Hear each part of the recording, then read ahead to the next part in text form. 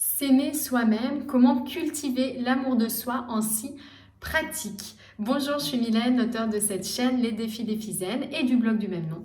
Et dans cette vidéo, on va parler d'amour de soi et surtout, je vais vous transmettre des pratiques concrètes et applicables au quotidien pour cultiver cet amour de soi qui est tellement nécessaire à votre vie. Si vous n'êtes pas encore abonné à cette chaîne YouTube et que mes vidéos vous plaisent, n'hésitez pas à vous abonner et puis à activer les notifications en cliquant sur la petite cloche pour être informé de la sortie de mes prochaines vidéos.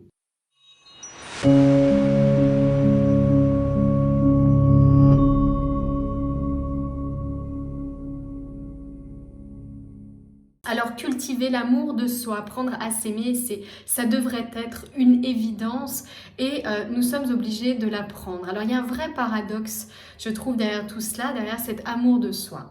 C'est que tout le monde veut vivre une vie merveilleuse. Tout le monde veut vivre une vie fantastique, tout le monde veut vivre la vie de ses rêves, une vie idéale. Mais on s'auto-sabote. Alors à plein de niveaux différents, à commencer par celui-ci, on s'auto-sabote en ne s'apportant pas d'amour ou peu d'amour. Ça paraît très très triste en se le disant, mais c'est tellement vrai. Peu de personnes peuvent vraiment se dire, affirmer qu'elles se soutiennent, qu'elles s'aiment, qu'elles se valorisent au quotidien. Et si on était nez à nez avec une personne comme ça, je crois que notre premier réflexe serait de dire « Oh là là, les chevilles, cette personne est narcissique, cette personne est égocentrique. » Je pense qu'on aurait même ce réflexe-là. Donc il y a un vrai paradoxe derrière cela. Il y a aussi l'idée que je vois très souvent, on va chercher l'amour ailleurs qu'en soi. Donc on tombe dans parfois des situations de dépendance affective, d'addiction également. On va chercher en dehors de soi l'amour qu'on ne parvient pas à se donner soi-même. Je trouve qu'il y a un vrai paradoxe aussi. Et puis, un troisième point qui est très troublant, je trouve, dans ce manque d'amour pour soi, c'est l'idée qu'on passe beaucoup de temps et d'énergie à essayer d'améliorer sa communication, ses relations avec les autres. Alors que ce que je constate bien souvent, c'est que déjà le dialogue avec soi-même, bien souvent, est rompu. On ne communique pas avec soi, on ne sait pas s'écouter, on se parle parfois de manière très dure. Donc il y a pour moi une vraie question à ce niveau-là. C'est encore une fois, on essaie d'aller chercher à l'extérieur et d'aller chercher dans le matériel ce qu'on pourrait déjà se donner à soi, dans le monde invisible, on va dire, et vraiment dans cette notion d'amour pour soi, de soutien, d'estime de soi. Alors pourquoi c'est important d'apprendre à s'aimer? Bon, je crois que c'est assez évident, mais c'est encore mieux quand on le dit. D'abord parce que ça va nous aider à devenir notre premier soutien, devenir votre meilleur ami pour surmonter les épreuves, pour réaliser des projets difficiles par exemple. Ça va également vous permettre d'aller vers les autres de manière sereine, sans tomber, comme on l'a vu, dans des pièges, parce qu'on est plein d'attentes. On attend des autres qui nous aiment, on attend des autres qui nous soutiennent, et finalement, est-ce qu'on ne pourrait pas déjà commencer par nous-mêmes s'apporter ces réponses-là, avant de se tourner vers l'extérieur?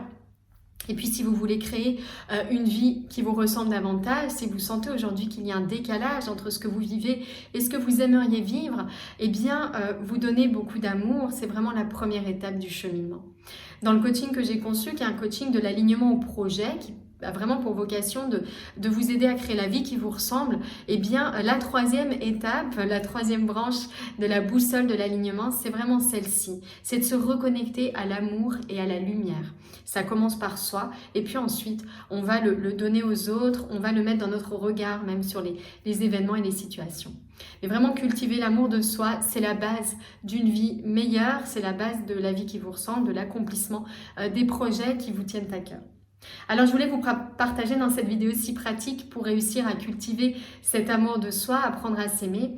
La première pratique qui pour moi est absolument inconditionnelle et intemporelle et éternelle, c'est vraiment de pratiquer des méditations sur l'amour bienveillant. Alors, l'amour bienveillant, c'est quoi? L'idée, ça va être de cultiver un amour inconditionnel pour votre personne. Un amour inconditionnel, on va voir comment ça se manifeste concrètement. Mais vraiment, je commence par cette méditation sur l'amour bienveillant parce que c'est une habitude quotidienne, une routine quotidienne que je vous invite vraiment à avoir. Sur YouTube, vous trouverez tout un tas de belles méditations sur l'amour. Donc, essayez des choses selon le timing que vous avez à disposition, selon les voix qui font écho, hein, selon voilà, ce qui vous parle. Mais vraiment, adoptez cela comme routine. Ensuite, deuxième pratique que je vous invite à essayer pour apprendre à vous aimer davantage, c'est de travailler sur votre dialogue intérieur négatif. Donc toutes ces petites phrases qu'on s'envoie, je suis nulle, j'y arriverai pas, j'ai encore raté, de toute façon j'ai pas confiance en moi, de toute façon ça c'est pas pour moi, de toute façon je ne pourrai jamais faire ça. Vous voyez, ce sont toutes ces phrases un petit peu assassines qu'on s'envoie, où je suis trop grosse, où je suis pas belle, où mes genoux sont moches, où mes seins sont trop petits ou trop gros, ou etc. Donc toutes ces petites phrases méchantes qu'on s'envoie à soi-même en permanence. Donc première étape, c'est vraiment d'identifier ces petites phrases assassines que vous vous envoyez régulièrement de manière inconsciente, pas forcément formulées oralement, hein, mais bien souvent au stade de la pensée, du dialogue intérieur. Et puis une fois que vous avez fait cette liste de méchantes petites phrases, eh bien l'idée ça va être de les transformer dans des phrases positives, pas fausses, mais positives, tournées vers le positif, tournées vers je vois le bon côté de la situation. D'accord? Donc essayez de transformer chacune de ces petites idées négatives en quelque chose de positif qui vous soutient, qui vous aide plutôt qu'il ne vous enfonce. Troisième pratique que je vous invite à mettre en place, c'est vraiment l'idée de mettre le focus sur vos talents, sur vos qualités, sur vos forces. On a cette tendance habituelle à voir davantage ce qui ne fonctionne pas plutôt que ce qui fonctionne. Et ça, c'est vraiment une habitude que j'essaie de mettre en place aussi chez mes clientes, chez les personnes avec qui je travaille, de changer ce focus. Il y a tout. Tout est présent à chaque instant. C'est nous qui choisissons de porter notre attention sur telle ou telle chose. Donc, vous pouvez voir en vous tout ce qui ne fonctionne pas, puis vous pouvez aussi choisir de voir tout ce qui fonctionne. Donc je vous invite vraiment à faire ce point-là sur vos qualités, sur vos talents, sur vos forces. Et encore une fois, si vous avez besoin d'aide dans ce cheminement, n'hésitez pas à regarder un petit peu l'approche que j'ai et le programme que je propose d'accompagnement. Je vous mettrai un lien en dessous de cette vidéo. Vous pouvez demander des feedbacks, vous pouvez vous reconnecter à votre enfance, par exemple, hein, pour faire cette liste de qualités, de forces et de talents. Quatrième pratique que je vous invite également à tester, et ça on l'oublie très souvent. C'est-à-dire que quand on parle de pensée positive, quand on parle de prendre les choses du bon côté, voilà, voir le bon côté, positiver, etc., on peut tomber dans un écueil, l'écueil du tout beau tout rose, du bisounours, voyez, un peu shooté, qui ne veut plus voir ce qui n'est pas beau à voir et qui ne veut voir que ce qui est beau, ce qui est agréable. L'idée, c'est vraiment apprendre à s'aimer, c'est aussi d'apprendre à accueillir sa part obscure, accueillir ce qui va moins bien, accueillir ce qu'on fait de mal, accueillir nos défauts, accueillir nos faiblesses, nos failles, nos peurs, nos croyances négatives, notre ego qui se manifeste, nos blessures, nos émotions négatives, quand on se met en colère, quand on est triste, quand on fait des crises d'angoisse, quand on a des phobies, des dépendances, etc. Il y a vraiment cette idée dans cette quatrième pratique d'accueillir, de faire vraiment une démarche d'acceptation, d'accueil et d'amour de toute cette partie-là de votre être. Je sais que c'est pas simple parce que bien souvent on préfère mettre le focus sur ce qui est beau et c'était les étapes précédentes, hein, changer un dialogue négatif en positif, mettre l'accent sur ses qualités et ses talents, mais nous sommes un tout. Nous expérimentons beaucoup de choses différentes. Il n'y a pas que le positif à expérimenter, à reconnaître. Donc il y a vraiment cette idée, pour ne pas tomber dans la pression du tout beau tout rose, d'accueillir l'obscurité en soi, d'accueillir ce qui est moins bien et de l'accepter. Ce qui ne veut pas dire qu'on ne va pas essayer de le changer, mais il faut l'accepter, reconnaître la présence de cette obscurité. Cinquième pratique, c'est de prendre l'habitude de se soutenir pour avancer. Se soutenir, c'est quoi? Se récompenser quand on fait quelque chose de bien. Une petite tape sur l'épaule, un petit mot gentil pour soi. Ça va vous faire drôle la première fois parce que peut-être vous n'êtes tellement pas habitué à vous transmettre des messages positifs que vous allez avoir l'impression d'être un petit peu folle ou d'exagérer ou d'être devenu égoïste, etc. Mais en réalité, c'est vraiment une habitude à prendre pour vous aider à avancer vers la vie qui vous ressemble. Donc prenez l'habitude de vous récompenser.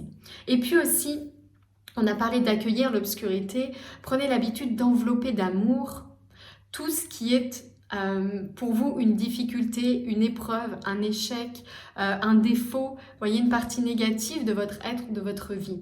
Prenez l'habitude de consoler vos peurs, vos colères, tout ce négatif en vous, comme si c'était votre enfant, par exemple. Vous voyez, avec bienveillance, amour, vous essayez de faire de votre mieux, vraiment de garder toujours cela à l'esprit.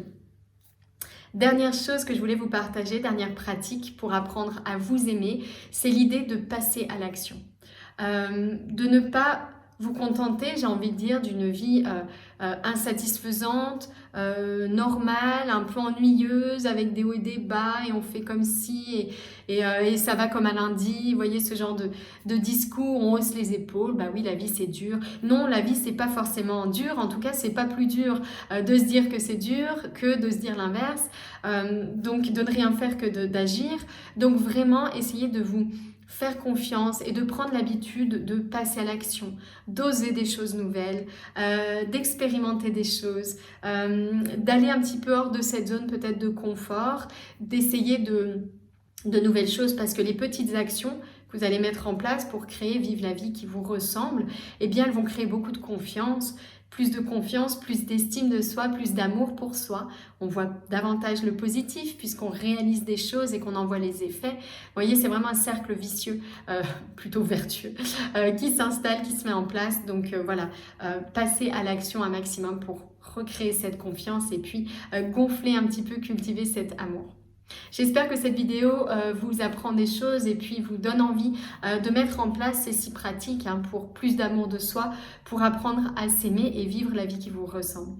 Si cette vidéo vous a plu et que vous pensez qu'elle peut être utile à quelqu'un autour de vous, eh bien n'hésitez pas à partager cette vidéo et puis à me laisser un petit commentaire et un pouce bleu pour me dire que vous l'avez appréciée si c'est le cas. À très bientôt, bonne journée et prenez soin de vous.